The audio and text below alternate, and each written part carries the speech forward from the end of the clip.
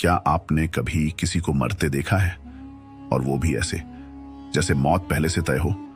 नमस्कार दोस्तों, आप सभी चैनल को सब्सक्राइब भी कर दिया करो। आपका कुछ नहीं जाएगा मगर मुझे आपका सपोर्ट मिलेगा। ये कहानी है मध्य प्रदेश के एक गांव की, जहां एक प्रसिद्ध गुरु थे, गुरु सदाशिव। लोग उन्हें भगवान मानते थे, कहते थे कि उनका श्राप सीधा मौत में बदल सकता है। लेकिन गांव में एक युवक था, अर्जुन, पढ़ा लिखा, तार्किक सोच वाला, जो अंधविश्वास को नहीं मानता था। एक दिन सबके सामने अर्जुन ने गुरु से कह दिया, अगर आप सच्चे हैं तो बताइए, मैं कब मरूंगा? गुरु ने आंखें मूंदी, कुछ देर शांत रहे और फिर बोले, 3 दिन बाद सूर्यास्त से पहले तू इस धरती पर नहीं रहेगा। गांव में सन्नाटा छा गया, लोग कांप उठे, मगर अर्जुन मुस्कुराया और बोला,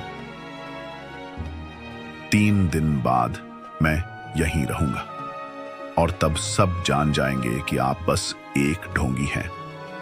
पहला दिन बीता, सब कुछ सामान्य था, लेकिन रात को अर्जुन के कमरे की दीवार पर खून से लिखा एक शब्द उभरा, 3। दरवाजा अंदर से बंद था, कोई आता जाता नहीं दिखा। अर्जुन के माथे पर पहली बार पसीना आया। अगली सुबह अर्जुन की प्रेमिका रज्जो खेत में बेहोशी की हालत में मिली। उसके हाथ पर भी खून से लिखा था, 2। गांव में दहशत फैल गई।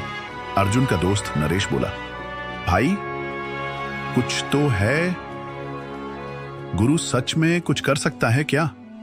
अर्जुन अभी भी विश्वास नहीं कर रहा था। बोला, या फिर कोई हमें डरा रहा है।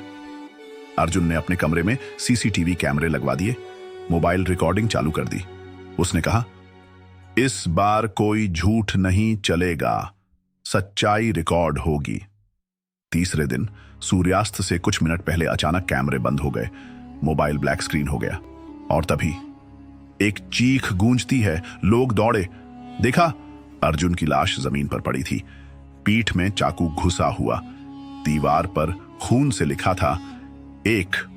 गांव वाले बोले, गुरु का श्राप था, कोई नहीं बच सकता।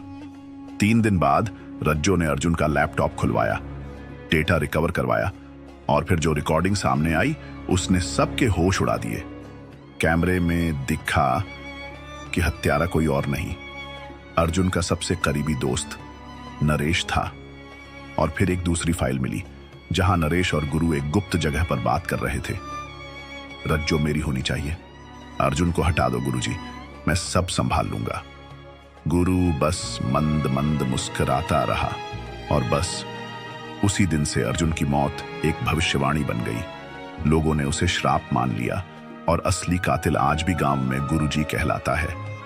श्राप तो सिर्फ एक मुखौटा था, असली खेल था लालच, मोह और धोखे का, और लोग अंधविश्वास में सब सच भूल गए।